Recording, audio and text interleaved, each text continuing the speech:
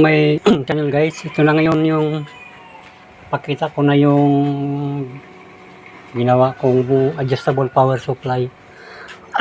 Nakabit ko na yung lahat ng mga piyesa. Yan o. Ayan, gumagana na to guys. Ayan. Ayan guys o, gumagana yan guys o. Umiikot na yung fan. Sa harap guys. Ito na yung ano guys. Yung kasama natin itong pinto para maliwanag. Ayan guys.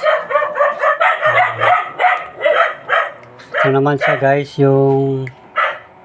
ito yung continuity circuit guys. Ayan mo guys, ang lakas ng tunog guys oh. Gumagana na yan guys. Kahit anong pyesa ilagay mo guys.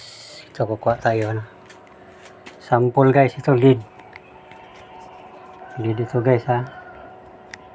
Ayan, tingnan nyo guys, ang lakas umilaw guys, malakas yung ayan guys ha. Ayan, kakabit natin guys. Ayan na yung lead guys oh.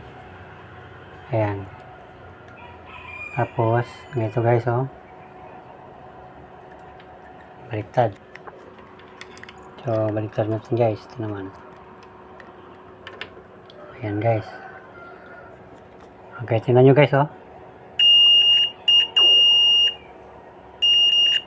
Okay guys, diba? Sa mga diode transistor guys, okay siya.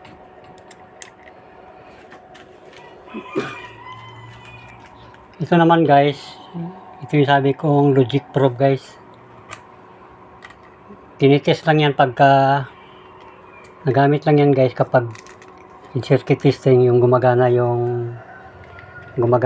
may power supply yung circuit na ano gagawin mo.